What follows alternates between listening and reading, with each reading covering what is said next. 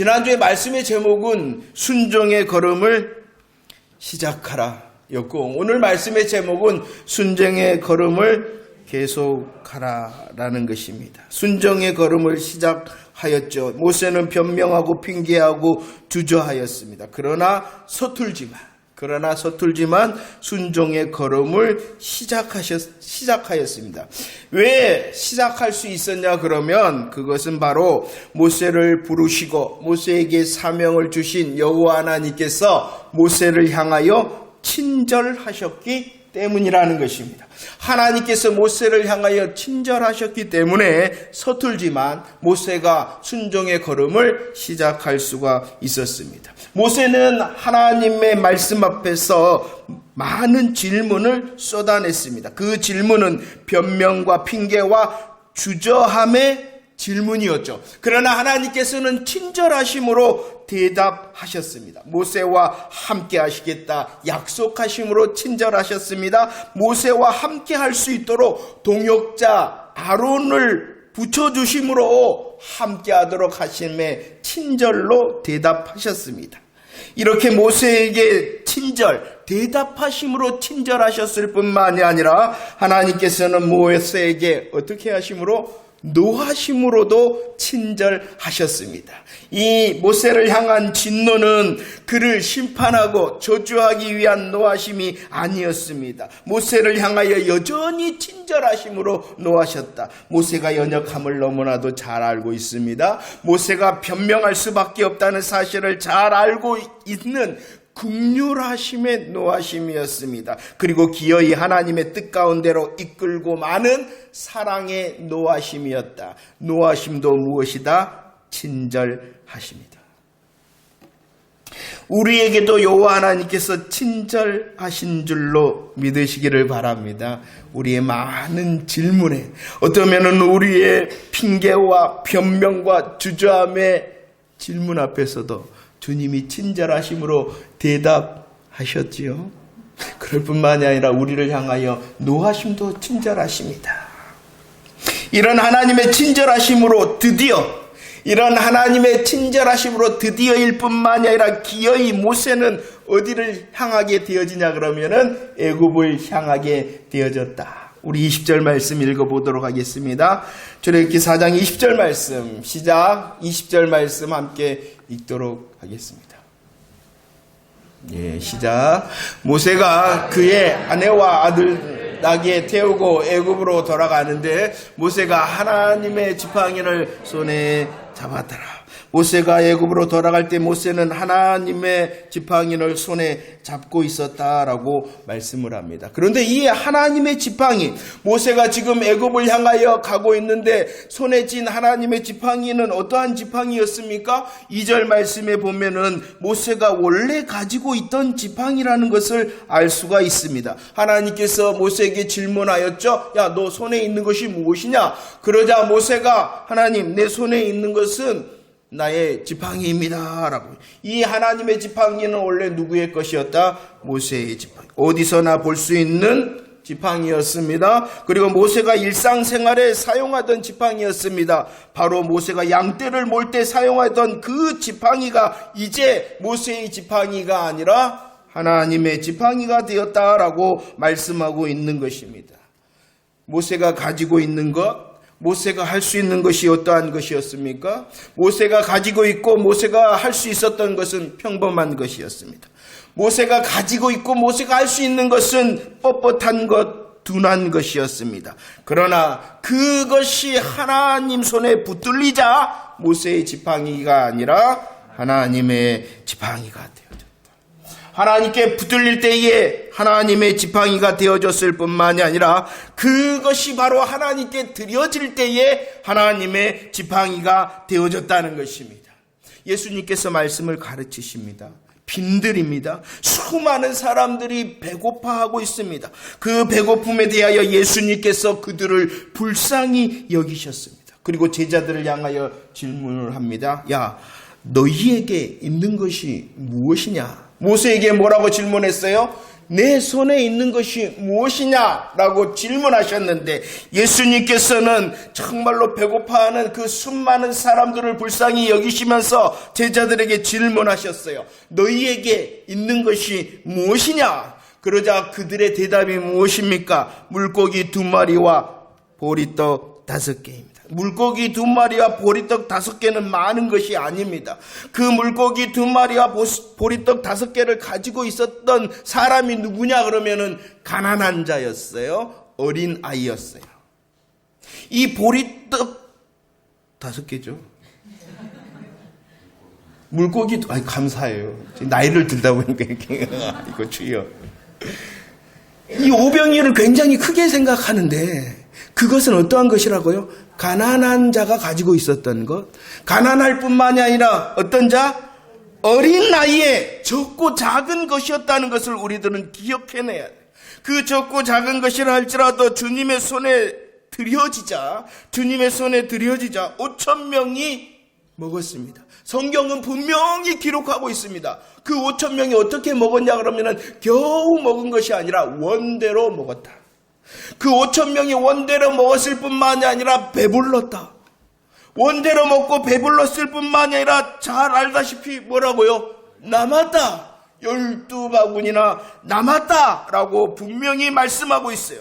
어떠한 것이었다고요? 적고 작은 것이었어요. 그러나 하나님의 손에 드려질 때에, 주님의 손에 드려질 때에 그것은 하나님의 것이 되어진다는 마찬가지. 모세가 자신의 지팡이를 정말로 자신의 지팡이였던 것을 하나님이 붙들고 하나님께 드려질 때에 그것이 하나님의 지팡이가 되어졌어요.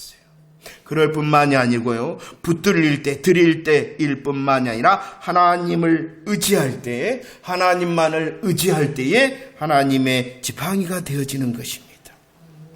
18절 말씀을 읽어봅시다. 18절 말씀입니다. 시작. 모세가 그의 장인들에게 돌아가서 그에게 이르되 내가 애굽에 있는 내 형제들에게로 돌아가서 그들이 아직 살아있는지 알아보려고 하오니 나로 가게 하소서. 이드로가 모세에게 평안히 가라 하였다라고 말합니다. 모세는 자신의 지혜와 능력 그리고 자신의 체험을 의지하지 않고 하나님만을 의지했다는 것입니다.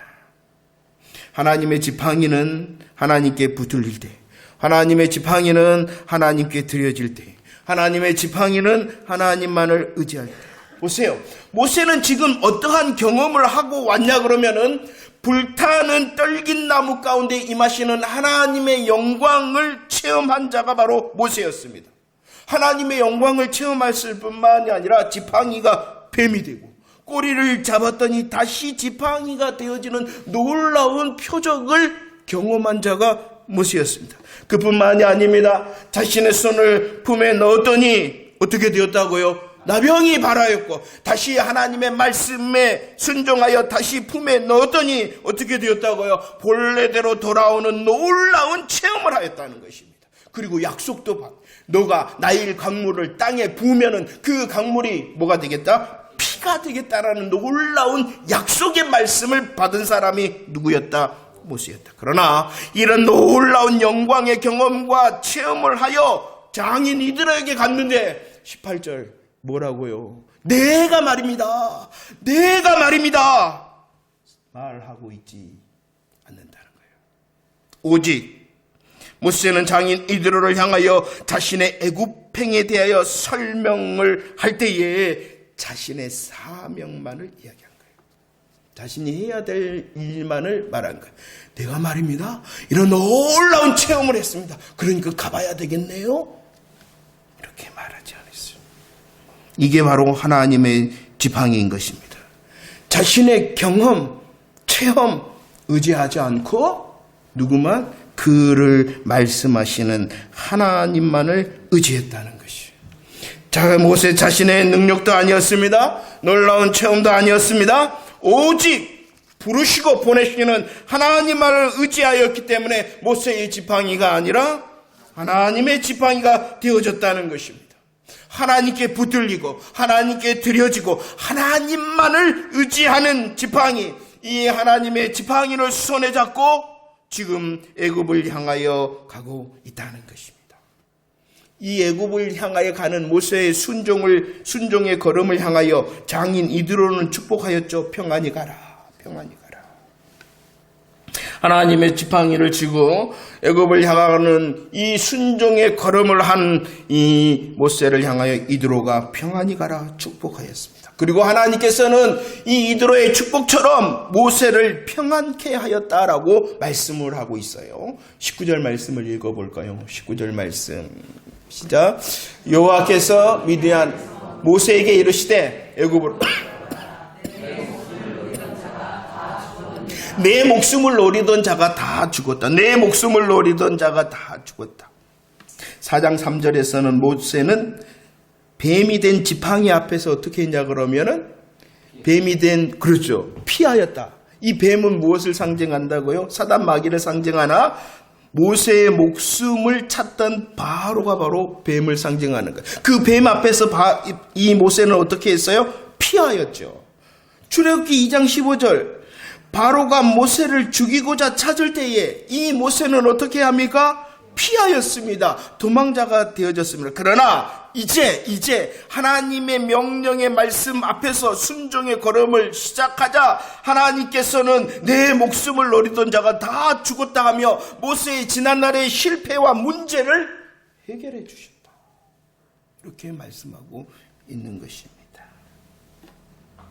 순종의 걸음을 시작하니 서툴지만 시작하니 하나님께서는 평안케 하시고 하나님께서는 해결해 주셨다. 저와 여러분들도 분별된 복음입니다. 분별된 복음으로 하나님의 마음과 뜻 앞에 서기를 축원합니다. 분별된 복음 앞에서 깨닫게 되어진 그 하나님의 마음과 뜻 앞에서 주님만을 의지하며 비록 서툴지만 순종의 걸음을 한 걸음 한 걸음 나아갈 때에 주님께서 우리로 평안케 하시고 우리로 형통케 하실 줄을 믿으시기를 바랍니다. 물론 우리들이 또 알아야 되는 것은 우리의 순종의 걸음 가운데 하나님의 역사는 평안과 형통이지만 무엇도 있다? 장애물도 있다는 것입니다. 21절 말씀을 읽어봅시다. 21절 말씀 함께 읽겠습니다. 시작. 여호와께서 모세에게 이르시되 내가 애굽으로 돌아가거든 내가 내 손에 준 이적을 바로 앞에서 다 행하라. 그러나 내가 그의 마음을 완악하게 한즉 그가 백성을 보내주지 아니하리라. 아멘. 하나님께서 이 모세의 순종의 걸음에 평안케 하고 형통케 하고 문제를 해결해 주셨어요. 그러나 무엇도 있다라는 것을 또 미리 말씀해 주셨냐 그러면은 바로가 백성을 보내주지 아니할 것이다.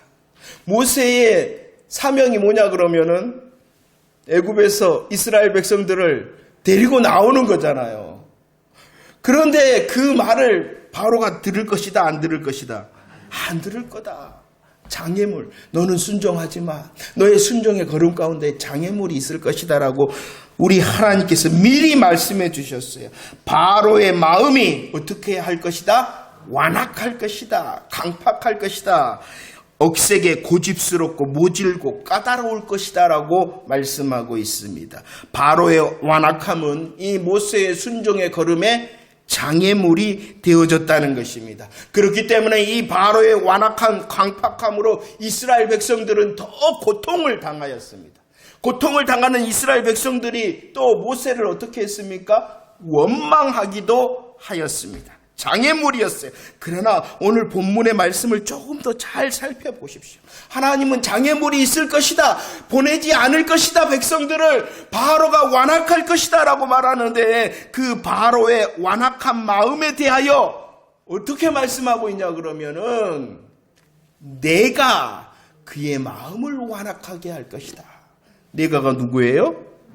하나님, 여호와 하나님께서 바로의 마음을 완악하게 할 것이다 라고 분명히 말씀하고 있다는 것입니다.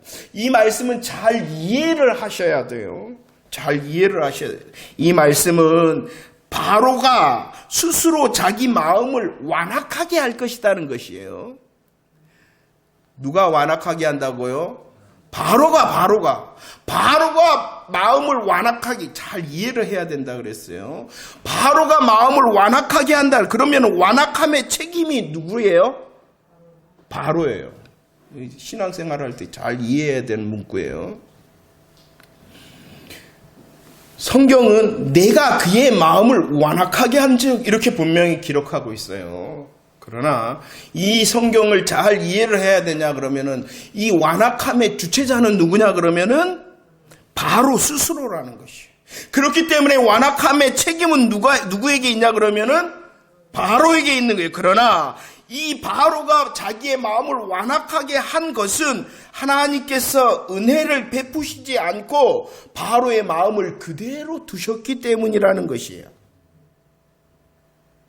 이 말은 무엇이냐? 잘 들으세요. 이게 신앙생활을 하는데 우리들이 이 부딪히는 하나님의 역사에 하나님을 향한 질문의 내용이에요. 완악함의 주체자는 누구예요? 바로예요. 바로. 그렇기 때문에 그 실수와 실패와 제약의 책임은 누구에게 있는 거예요? 바로에게 있는 거예요. 그러나 그 바로의 완악함을 주장하시고 허용하시는 분이 누구냐 그러면은 하나님이라는 거예요. 그 완악하게 하시는 그것이 하나님의 허용하심 아래에 있고 하나님의 주권 아래에 있는 바로 스스로의 완악함이라는 것이에요. 그래서 하나님 모든 것을 아시고 통치하시고 다스리시고 운행하십니다. 그러나 그 허용하심과 주권의 하나님을 우리들이 어떻게 봐야 돼? 누구에게 책임이 있냐 그러면 오늘 말씀에 보면은 내가 그의 마음을 완악하게 하였다. 누가 완악하게 한 거예요? 하나님이 완악하게 했다고. 그러면은 이 완악함이 하나님 책임이라는 거예요?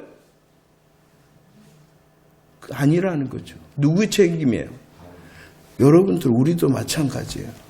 우리가 실수하고 제약되고 그 순간에는 누가 책임을 져야 되냐 그러면은 내가 그런 거예요. 그런데 우리들은 그 더 큰 하나님의 일하심은 그것조차도 하나님의 허용하심과 그것조차도 하나님의 주권 아래에 있다라는 하나님을 인정을 할 때에 우리들이 살아날 수 있는 기회가 있는 거예요. 안 그러면 하나님만 핑계합니다. 하나님이 날 그렇게 하셨잖아요. 이해가 되십니까? 잘 묵상하셔야 돼요. 하나님의 허용하심과 주권하심 앞에서 우리들이 엎드릴 때에 내가 살 수 있는 거예요. 그리고 하나님을 향하여 원망의 소리를 줄일 수가 있는 거예요. 누구 책임입니까? 내 책임인데, 자기 책임인데도 하나님이 그렇게 했잖아요. 그런 거예요. 자, 로마서 1장 28절 말씀도 한번 봅시다. 로마서 1장 28절 하나님 두기를 싫어하였다라고 말합니다. 하나님 두기를 싫어하였다. 누가 그렇다는 거예요? 믿지 않는 사람들이 하나님을 마음에 두기를 싫어하였다. 그러자 어떻게 하셨냐 그러면 하나님께서 오늘 말씀에 내버려 두셨다라고 은혜를 베푸시지 않았다는 것이. 저와 여러분들이 은혜를 나누었죠. 에스겔 36장 26절과 27절 성령님께서 역사하시면 우리 하나님께서 역사하시면 굳은 마음, 완악한 마음, 하나님 두기를 싫어하는 마음이 어떻게 되어진다? 부드럽게 되어진다.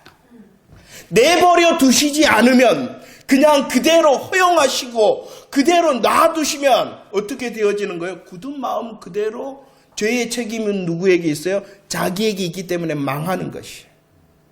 그러나 우리들도 원래 그런 굳은 마음 가운데 있어야 되고 완악하고 광팡한 마음 가운데 있어야 되는데 하나님의 허용과 주권하심이 우리에게 은혜로 임하여 우리의 마음은 어떻게 되어졌다? 부드러운 마음인가 옆에 사람 얼굴 봐봐.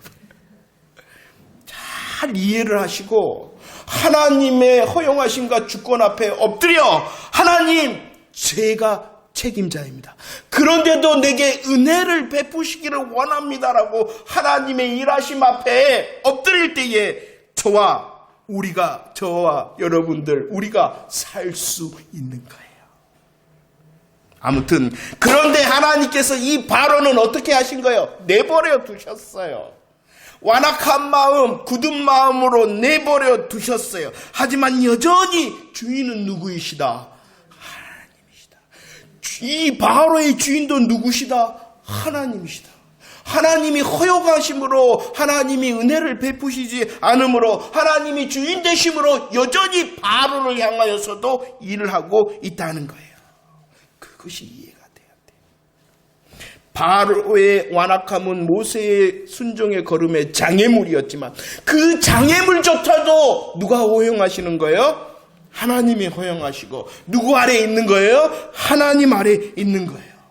그렇기 때문에 우리는 그 하나님의 허용하심과 주인 되신 하나님 주권 아래 있다면 기다릴 수 있는 거예요. 하나님이 기어이 일하시리라.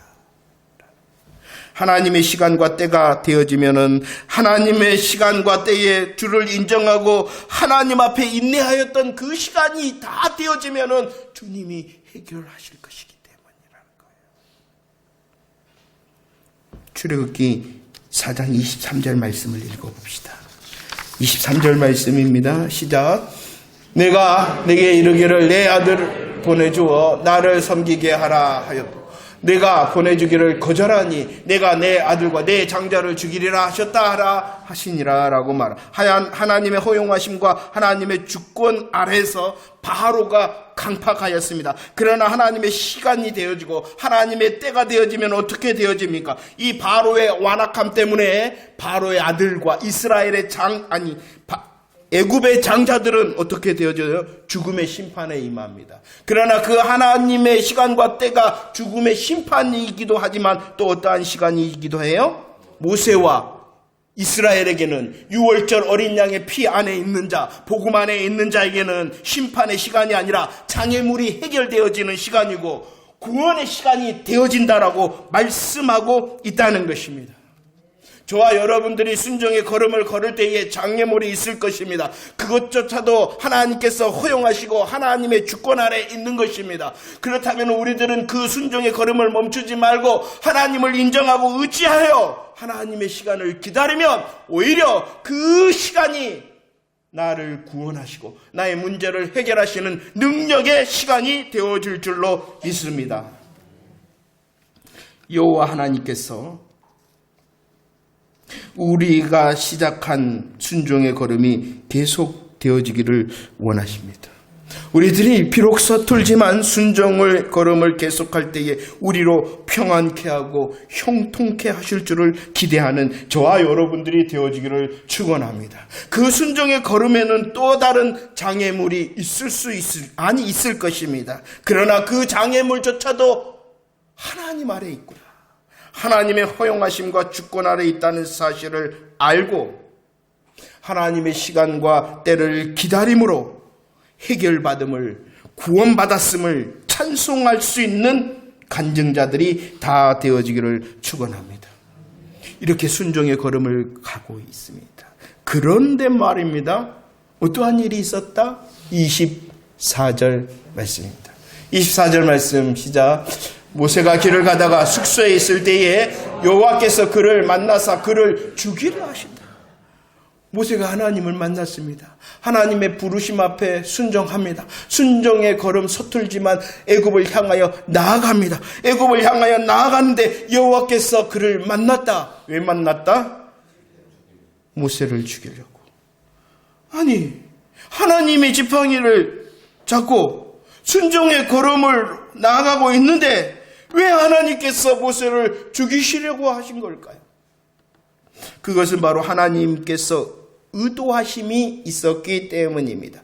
모세에게 다시 가르치시고 말씀하시기 원하는 것이 있었기 때문이라는 것이에요. 말씀을 읽어보면 왜 하나님께서 모세를 죽이려 했냐 그러면 26절 말씀에 보면 할례 때문에 그랬다. 할례라는 문제 때문에 하나님께서 하나님의 지팡이를 가지고 순종의 걸음을 하고 있는 그 모세를 죽이려 하였다라고 말씀을 하고 있습니다. 하나님께서 모세를 죽이려 하자 누가 금방 알아차렸냐 그러면은 말씀을 읽어보세요. 모세의 아내 십보라가 하나님께서 왜 그러시는지 금방 알아차리고 25절 말씀에 보면은 자기의 아들에게 할례를 행하였다라고 성경은 말씀하고 있어요. 십보라는 금방 알아차렸다. 이 말씀을 다시 말하면 모세와 십보라는 당연히 마땅히 해야 될 일이 무엇인지 이미 알고 있었는데 뭐 했다? 하지 않았다는 거예요. 문제가 생기자 그래 몰라서가 아니라 이미 무엇이 문제인지 알았어요. 마땅히 자신들이 해야 될 일이 무엇인지를 알았어요. 그러나 미루었습니다. 하지 않았습니다. 여러분, 마땅한 거 모르시나요? 나의 삶의 자리, 하나님께서 주신 삶의 자리 가운데 해야 될 마땅한 일 모르신가요? 또 하나님께서 우리로 예수 믿는 사람으로 살게 하시는 믿음의 자리, 그 믿음의 자리에서 서 있기 위하여 해야 될 마땅한 자리, 마땅한 열매, 행함 모르시나요? 왜 미루고 계시며 하지 않으십니까? 모세를 죽이려 했다. 지금까지는 괜찮았지만 이제부터는 달라야 된다는 것이 하나님의 의도셨습니다. 하나님의 산 호렙에서 여호와 하나님을 만나고 부르심을 받고 사명의 길을 가잖아요. 그렇기 때문에 하나님께서는 야 모세야, 이제 너는 더 완전하고 더 적극적인 순종의 사람이 되어져야 돼 라고 하나님께서 요구하시고 계시는 것입니다. 사단 마귀는 우리를 향하여 우리가 아무것도 알지 못하기를 원합니다. 사단 마귀는요, 우리가 아무것도 알지 못할 뿐만이 아니라 아무것도 하지 못하기를 원합니다. 마땅함을 알지 못하기를 원합니다. 그 마땅함을 행하지 않기를 원합니다. 누가요? 지금 괜찮았잖아. 지금까지 괜찮았잖아. 앞으로도 괜찮을 거야. 앞으로도 잘 몰라도 되고 앞으로도 하지 않아도 될 거야. 혹시 알아? 그래도 안 해도 될 거야. 그러나 하나님 여호와께서는 요구하십니다. 우리의 삶의 시간이 더해지고 있잖아요. 우리의 믿음의 예배의 시간과 걸음이 더해지고 있잖아요. 그러면 하나님은요, 우리가 더 마땅함을 알기를 원할 뿐만이 아니라 그 마땅함을 행하기를 더 요구하고 계신다는 것입니다.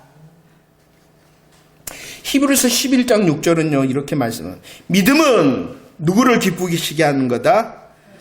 하나님을 기쁘시게 한다. 저와 여러분들이 참 믿음 안에 아멘하고 마땅함을 알 뿐만이 아니라 행하는 그 믿음은 누구를 기쁘시게? 하나님을. 그런데 많은 사람들은요, 하나님이 아니라 자기를 기쁘시게 하는 것을 믿음과 능력이라고 생각하는 것 같아요. 예수의 이름을 부릅니다. 하나님을 향하여 정말로 기도하고 예배합니다. 믿음이 있습니다. 그런데 그 믿음의 중심은 누구냐 그러면은 하나님이 아니라 자기야. 자기를 더 기쁘게 하고 자기를 더 시원케 하고 자기를 더 평안케 하는 능력이 믿음인 줄 착각하고 있습니다. 그게 아니죠. 다시 한번 말씀드리며 한번 생각해 봅시다. 못하는 것, 우리의 삶의 자리나 믿음의 자리에서 못하는 것과 하지 않는 것은 다른 것입니다. 못할 수도 있죠. 그러잖아요. 우리들이 아직 신앙이 어려서, 우리들의 삶의 자리에 능력이 아직 어려서 못할 수도 있습니다. 그러나 할 수 있는데, 해야 되는데 고집부리며 순종하지 않는 것은 다른 거예요. 어떠신가요? 여러분들의 삶의 자리, 또 하나님의 안에 있는 믿음의 자리, 못하는 게 맞나요? 안 하는 게 맞나요? 혹 못하고 계신다면 하나님 은혜를 주셔서 더 우리의 삶의 자리에서도 하나님 세상 살아가는 능력도 주시고, 주님이 재물을 벌을 수 있는 능력을 주신다 하셨으니 하나님 삶의 자리에서도 능력을 주셔서 못하는 자가 되지 않도록 하시고, 우리의 믿음의 자리에서도 당연함을 아는데 못하는 자가 되지 않도록, 더 내가 어린아이가 되지 않도록 해주세요라고 해야 될 뿐만이 아니라, 알고 있는데 하지 않거나 미루지 않는다면 하나님 용서해 주세요라고 고백해야 될 것입니다.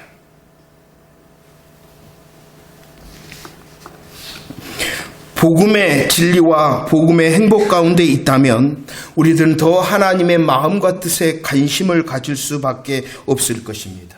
내가 좀 불편하고 내가 좀 손해보더라도 하나님을 향하여 순종의 걸음을 더하게 될 것입니다. 이것이 바로 하나님께서 모세를 죽이려 하신 이유입니다. 지금까지와는 달라야 돼. 여호와께서 모세를 죽이려 하심으로 더 마땅함에 순종하는 더 철저한 순종을 원하신 것입니다. 더 철저한 순종을 원하신 하나님께서는 다시 그 모세를 할례의 교훈과 의미 앞에 서게 하신 것이 또 다른 의도인 것입니다. 할례라는 것이 무엇이냐 그러면은 하나님께 속하였다는 증거가 바로 할례인 것입니다. 이제 하나님께 속하였으니 옛사람은 죽고 새 사람으로 살아간다는 증거가 바로 할례인 것입니다.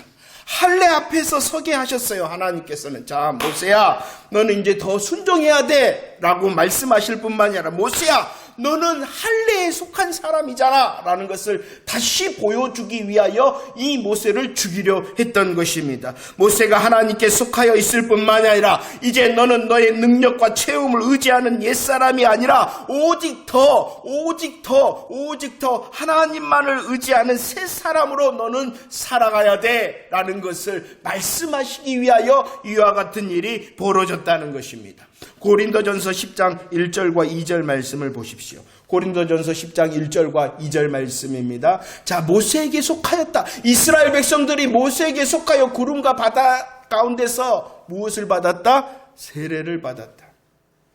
홍해 사건은 무엇을 의미한다? 세례를 의미해요. 세례. 홍해를 통과했잖아요. 그냥 살아났대라는 놀라운 하나님의 기적을 통하여 하나님께서 주신 영적인 의미는 그 모든 이스라엘 사람들에게 무엇을 베푸신 거예요? 세례를 베푸신 거예요. 구약의 할례를 넘어서서 이제 이 구약의 할례에 대하여 사도 바울이 해석하기를 홍해를 통하여 하나님께서 신약의 의미인 세례를 주셨다라고 해석하고 있는 것입니다. 그들은 바로의 종이었습니다. 그러나 홍해를 건너게 하심으로 이제 이 모세를 통하여 하나님께 속한 새 사람이 되어진 그들이라는 것을 보여주셨다는 것입니다. 그들은 이제 바로의 종으로 살아가는 것이 아니라 하나님의 백성과 하나님의 군대로 살아가야 되는 자다라는 것이 이 사건이었다는 것입니다.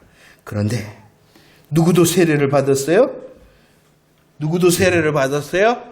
저와 여러분들도 성령의 새 사람 된 세례를 받았잖아요. 성도 되어졌잖아요. 그러면 하나님의 백성으로서 하나님의 군대의 삶을 살아가는 자가 되어져야 된다는 것입니다. 왜냐? 예수님의 십자가 부활의 복음으로 우리가 누구에게 속한 사람이 되어졌다는 거예요? 하나님께 속하였고 하나님께 속하였을 뿐만이 아니라 내 의지와 내 능력과 내 경험을 의지하는 사람이 아니라 하나님만을 의지하는 어떠한 사람으로? 새 사람으로 살아가야 되는 사람이 저와 여러분들이잖아요. 너무 어렵나요? 묵상합시다. 하나님께서 얼마나 가르치시는지 몰라요. 모세의 순종의 걸음입니다. 서툴렀죠? 그러나 그 순종의 걸음을 걸을 때 하나님께서 평안과 형통을 약속하십니다. 물론 그 순종의 걸음 가운데 장애물도 있을 것입니다. 그러나 그것조차도 하나님의 주권 아래 있으니 주를 향하여 엎드릴 때에 기다릴 때에 나의 구원의 시간이 되어질 것이다. 그리고 그 시간을 기다리는 저와 여러분들은 더 새 사람으로 하나님 마땅함을 더 알게 하시고 마땅함을 행하는 인내의 시간을 지나게 해주세요. 그러자 하나님께서 27절 어떻게 해주시느냐? 누구를 만나게 해주세요? 하나님께서 아론은 어떠한 사람이냐 그러면은 친형일 뿐만이 아니라 자신이 감당해야 될 그 하나님의 사명의 동역자를 만난 위로해 주시는 거예요. 위로해 주시는 거예요. 순종의 걸음을, 장애물을 만나면 얼마나 아픈가요? 그 장애물의 시간이 얼마나 길지 모르잖아요. 그래서 하나님께서 그래, 그 아론과 함께 하심으로 순종의 길을 가고 있는 이 모세를 위로해주고 계시는 거예요. 30절과 31절 말씀에서는 또 어떠한 하나님께서 위로를 해주시냐 그러면은 이스라엘 백성들이 이 모세를 어떠했다? 믿었다. 이렇게 말씀했죠. 이스라엘 백성들이 이전에는 어떻게 했는데요? 모세를 거절했잖아요.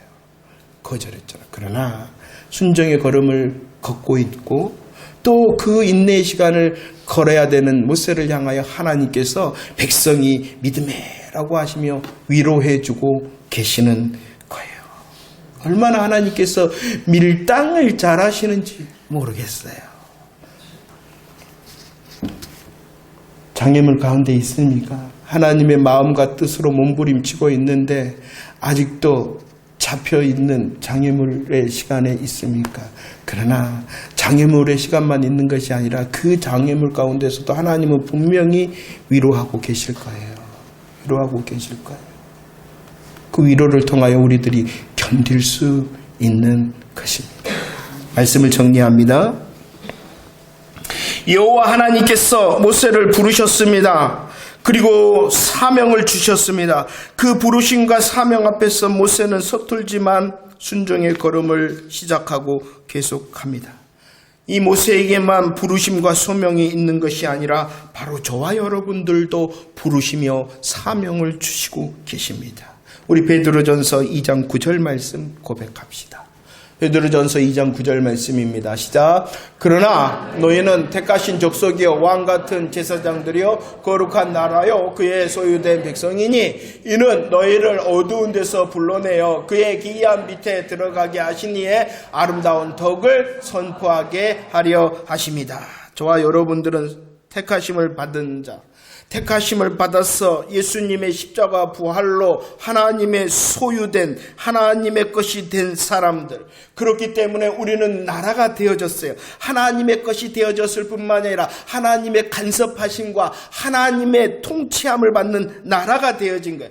통치를 받는 자 되어질 뿐만이 아니라 저와 여러분들은 왕같은 제사장의 사명을 받은 사람이에요. 하나님의 다스림과 하나님의 능력과 하나님의 축복을 세상에 보여줘야 되는, 하나님의 아름다운 덕을 선전해야 되는 사명자가 되어졌다는 것입니다. 저와 여러분들을 십자가 부활의 복음으로 부르시고 그 십자가 부활의 복음으로 인하여 하나님을 선전하는 사람의 사명을 주셨다는 것입니다. 시작합시다. 하나님의 사명의 걸음을 시작합시다. 순종의 걸음을 시작합시다.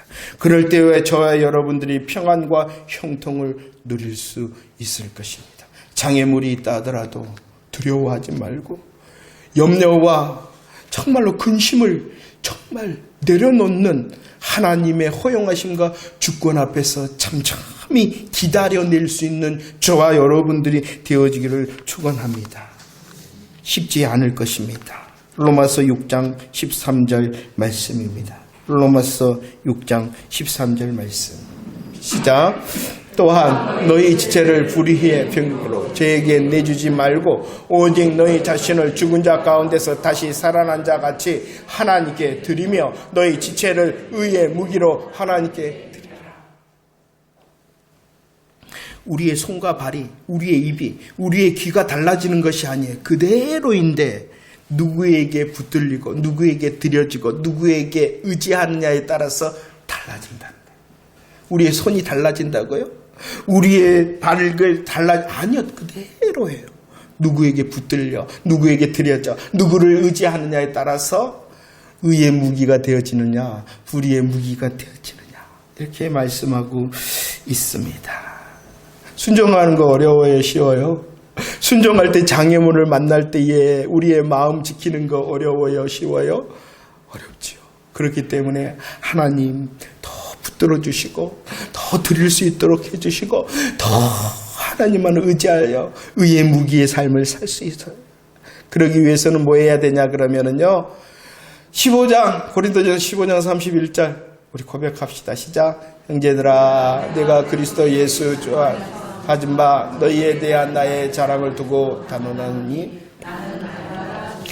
사도 바울의 영적 자랑이 무엇이다고요? 사도 바울의 영적 자랑. 나는 날마다 죽는다. 한번 고백합시다. 나는 날마다 죽는다. 죽기 싫죠. 그러니까 우리들이 이 장애물을 만날 때 우리의 마음이 금방 넘어지는 거예요. 나는 날마다 죽는다. 하나님, 이 사람이 죽고 새 사람으로 살고 싶어요. 하나님, 새 사람으로서 마땅히 더하고 마땅함을 더 행함에 열매 맺는 사람 되고 싶어요.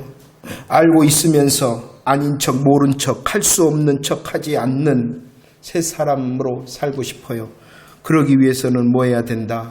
죽어야 됩니다. 자기 중심과 세상 기준으로 살고 있는 옛사람인 내가 죽어야 됩니다. 그럴 때 하나님의 평안과 형통을 누릴 수 있는 자 되어질 뿐만이 아니라 혹 만나는 장애물 가운데서도 하나님을 기다릴 수 있는 사람이 되어진다는 것입니다. 날마다 죽는다 고백하는 자를 향하여 주님이 명령하고 계십니다. 무엇하라고요? 히브리서 12장 4절 피 흘리라. 피 흘려 보셨어요? 주님의 마음과 뜻을 알고 그 주님의 마음과 뜻 앞에서 순종하기 위하여 피 흘려 보셨어요? 그러니까 진짜 하나님의 평안과 행복을 모르는 거예요. 하지 않으니까 모르는 거예요. 나는 날마다 죽는다. 나는 피 흘리기까지 순종하리라. 이 순종은 우리의 믿음의 순종일 뿐만 아니라 하나님께서 우리에게 맡기신 삶 가운데서도 하나님의 뜻으로 살아내는 순종을 말하는 것입니다. 우리는 부족합니다. 그러나 복음의 진리와 복음의 행복 앞에서 순종의 걸음을 걸을 때에 하나님께서 평안케 하시고 형통케 하실 줄을 믿으시기를 바랍니다. 장애물이 있더라도 그것이 바로 하나님 손 아래 있다는 것을 알기에 하나님의 때와 시간을 인내하며 주를 기대할 때에 분명히 구원과 해결의 찬송을 우리로 통하여 받으실 줄로 믿습니다. 더 완전하고 더 많은 순종의 적극적인 사람이 되어지기를 원하십니다. 더 하나님의 말씀을 누립시다. 더 하나님의 은혜를 받읍시다. 그리고 그 하나님의 은혜와 말씀을 통하여 세상에 하나님을 선전할 수 있는 새 한 주간이 되어지는 저와 여러분들이 되어지기를 축원합니다. 다시 나는 날마다 죽노라. 나는 피 흘리기까지 순종하리라 라고 고백할 때에 하나님의 일하심의 주인공이 되어질 줄로 믿습니다. 기도하겠습니다.